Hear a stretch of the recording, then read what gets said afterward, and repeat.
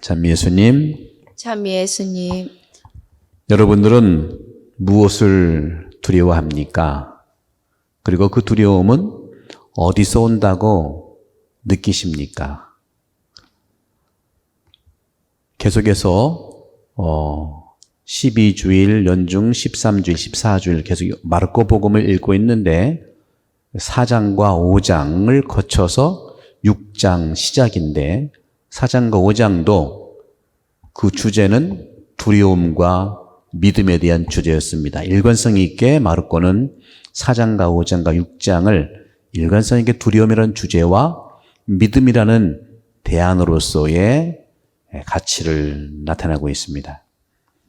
우리가 알다시피 4장에서 제자들이 폭풍우에 정말 노출됐을 때 두려워서 주님을 깨웠지 않습니까?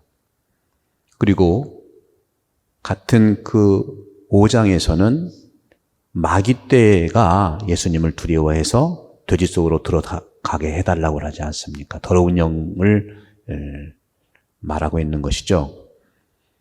그리고 하혈하는 여인, 12회 동안이나 하혈했던 여인의 두려움, 또 자기 딸이 죽었다고 믿었던 그 회당장의 두려움, 그와 마찬가지로 오늘 복음에서도 두렵다라고 하는 말은 나오지는 않지만 그 증거가 되는 말들이 계속 회자되고 있고 두려움에 대한 표현으로서 특히 예수님의 고향 땅에서 이루어지고 있는 것이죠.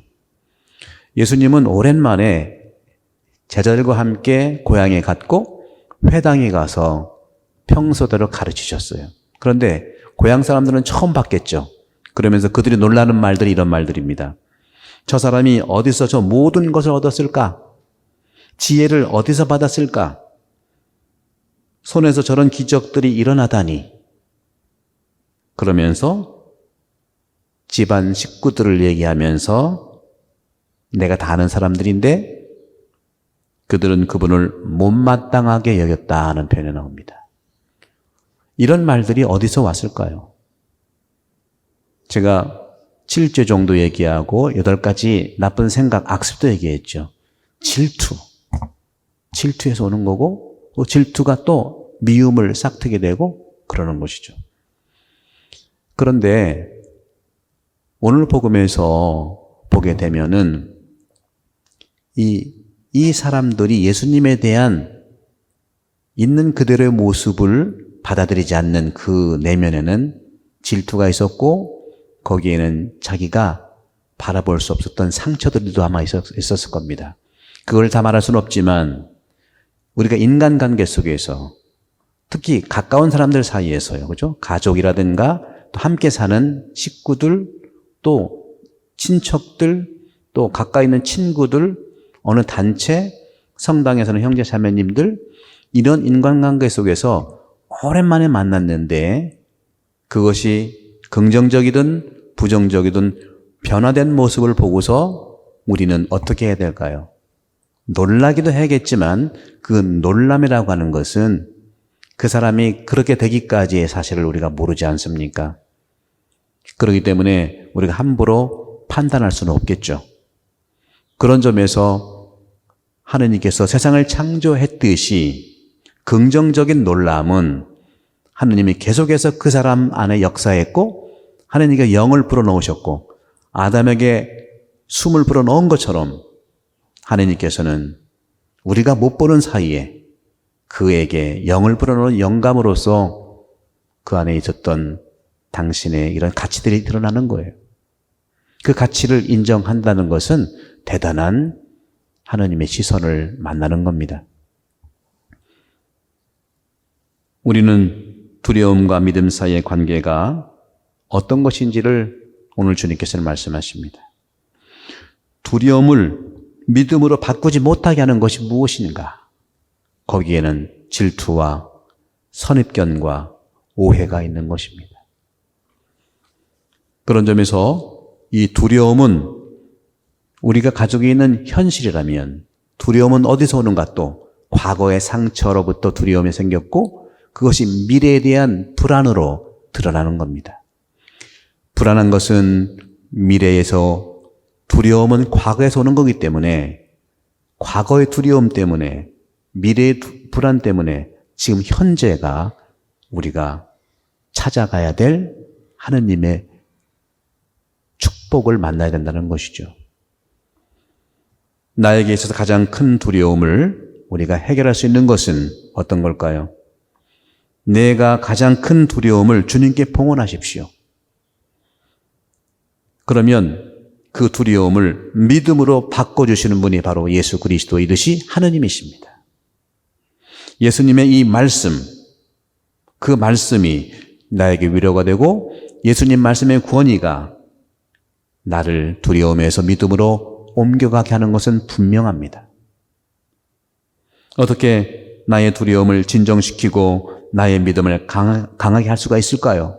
바로 그것은 아까 말씀드린 대로 말씀으로부터 위로를 받을 수밖에 없어요.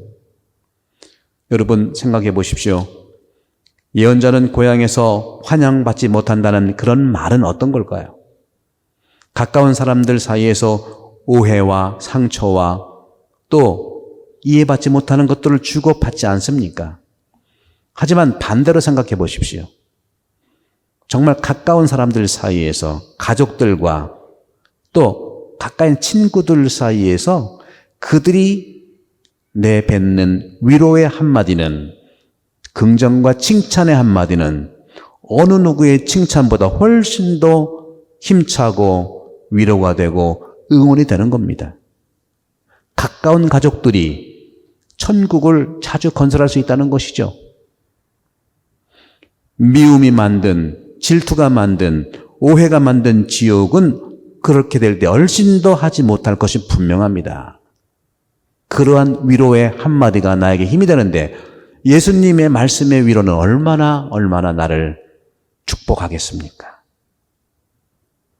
공동체 안에 있는 모든 사람들을 온전히 믿어주고 만나는 힘은 바로 색안경을 벗고 있는 그대로를 사람을 바라보는 것으로 충분합니다. 그리고 보이는 것뿐만 아니라 그 사람이 하느님과의 관계에서 이루어졌던 그 영적인 관계까지도 볼 수 있다면 그것이 바로 천국이겠죠.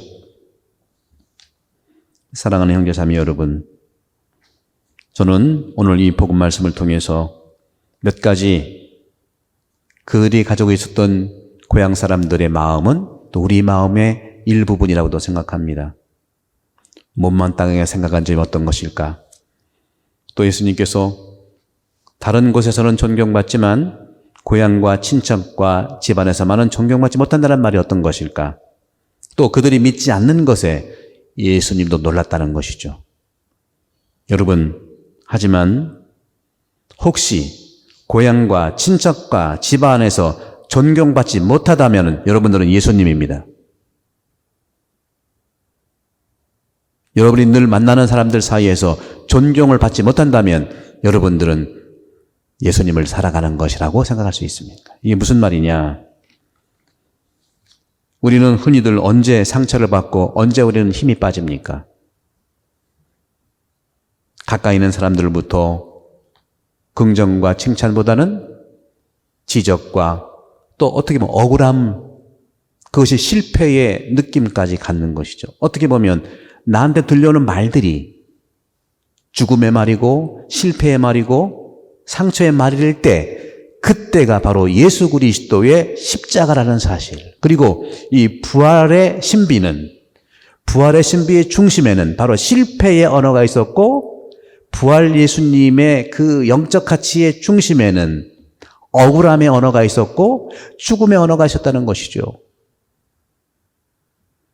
그렇기 때문에 우리는 이러한 우리의 희망의 원천이 되는 것이 바로 우리의 희망과 평화의 원천이 되는 것이 그 실패의 언어에 있는 것입니다. 예수님의 실패라고 하는 십자가, 그걸 뒤집고 부활이 온 것이 아닙니까? 그렇기 때문에 우리는 우리의 능력으로만 실패의 언어, 죽음의 언어, 오해의 언어로부터 일어날 수가 있겠습니까? 바로 예수 그리스도의 십자가의 실패의 언어 속을 디디고 일어난 부활의 영적 가치, 이것은 누구에게나 경제적으로도 바닥을 치면 올라간다고 하지 않습니까? 우리는 우리 스스로 안에서 실패로 끝나지 않습니다. 그리고 더욱더 중요한 것은 우리는 성공지향적이고 행복지향적인 것은 분명합니다. 하지만 계속된 성공은 오히려 위험합니다.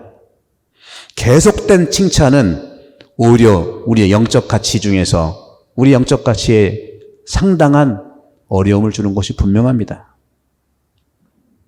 계속된 성공, 계속된 행복을 바라는 것이 예수님의 행복론은 아닙니다. 그렇다고 해서 실패의 길을 계속 가라는 것도 아니지요. 오히려 위험하고 또 위험한 평가를 받게 되는 이러한 칭찬, 성공, 그것은 감사한 일이지만 늘 우리는 겸손한 모습 속에서 예수 그리스도의 이 말씀 기억을 하면서 또 한 주간 잘 보내기를 기도하겠습니다. 예언자는 어디서나 존경받지만 고향과 친척과 집안에서만은 존경받지 못한다. 여러분들, 집안에서 가까이 있는 사람들 사이에서 존경받지 못하다면 예수님의 삶을 살아가는 것입니다. 오늘 이 두려움의 뿌리가 예수님 안에 두지 않았기 때문에 온 것이라고 저는 믿고 싶어요.